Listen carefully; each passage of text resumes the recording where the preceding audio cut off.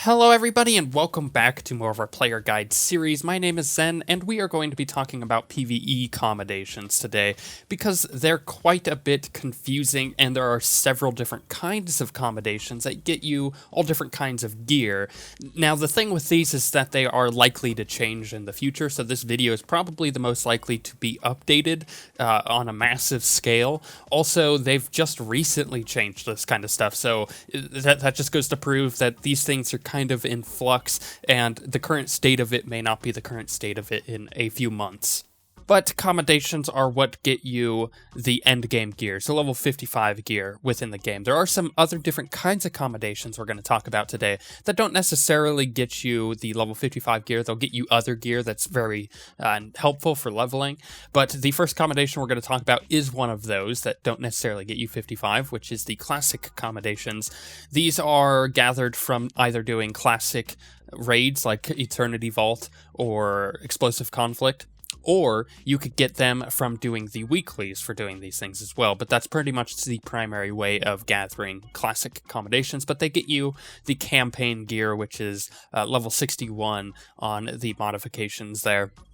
There is a cap of 1,000 that you can have at any given time. There is no weekly cap, and we'll talk about the weekly cap as we go forward here, but you can have only 1,000 of them at a time, which I would say is pretty much enough. The next kind of commendation you're going to be getting is the basic commendation, and you get this from doing dailies and from doing the leveling content on Makeb.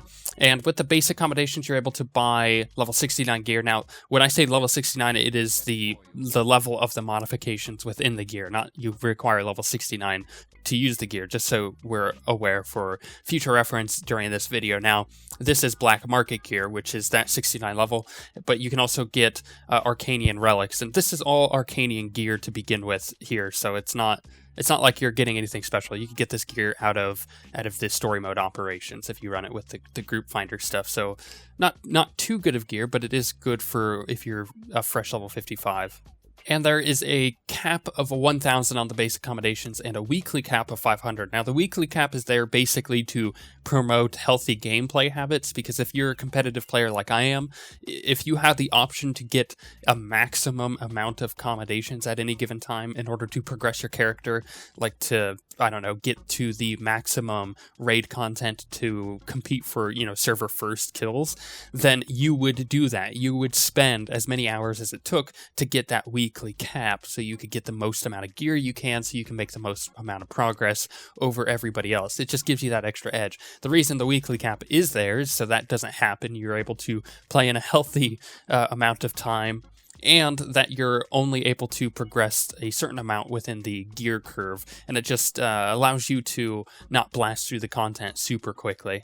But the next type of commendation you'll end up getting is the elite commendation, and this gets you level 72 gear, which is not the best currently in the game, but it's the second best, so it is very good. And this is like the Verpine gear that you'll see. It has a cap of 400 that you can have, and a weekly cap of 200.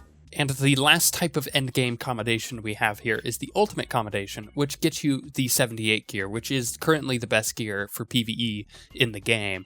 And this is the Oriconian gear, or Oriconian, whatever you want to pronounce it.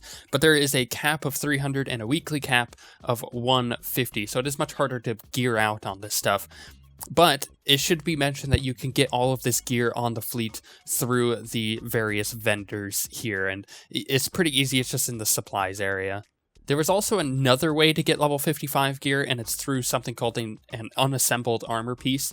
And this drops off of the bosses that you do within Flashpoints or Operations. So say you're doing hard mode Dread Fortress or Dread Palace, which will get you the unassembled Dreadforged gear. So you would get to buy a Dreadforged piece, but you get to buy the one that you need. So you can choose, a tank one, a healer one, or a DPS one, but you get to choose that, and it also comes with the set bonuses. So this is the best stuff in the game, the Dreadforged currently.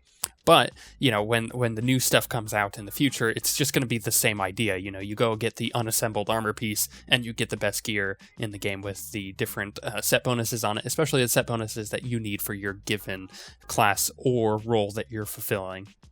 But the very last type of commendation that we're going to talk about in this video is the Planetary Commendation, and this may not get you end game gear, but what it does allow you to do is level up your character much more efficiently. So you'll get Planetary Commendations just by doing basic quests as you're leveling through whatever content, 1 through 20 or 20 through 40, anything like that, you'll be getting the Planetary Commendations. Now you can either do the vendors on each planet, or you could go to the fleet where all of these vendors for the 55 gear is. It's just on the other side of them. You can go and buy either mods or specific pieces of gear to gear out your character as you're going. There are fairly reasonable prices here on the Planetary stuff, and you only have a cap of 100 that you can have. There is no weekly cap though.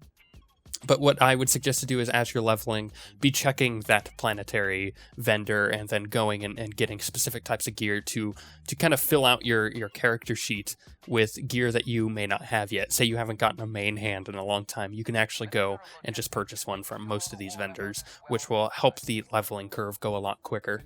But the level 55 gear in the game is working on a tiered system. So what this means is you're supposed to go from one tier to another.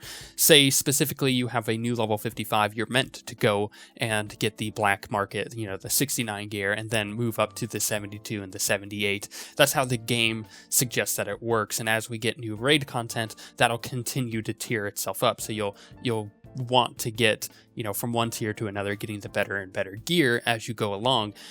However, also as we get new raid content, it may not necessarily be the case that you want to, start at getting a level 69 gear and then 72 and then 78. You can actually speed this process up. So my suggestion would be to, at the moment, gather a lot of elite commendations and get 72 gear, and then kind of work your way through ultimate commendations. Ultimate commendations are the one that you really want. So you would want to get as many of those as possible and then buy the best gear, which is currently the 78 level gear, although that may change very shortly. So the idea is you want to get as many 78 pieces as possible, but it's really hard to because the weekly cap on ultimate commendations.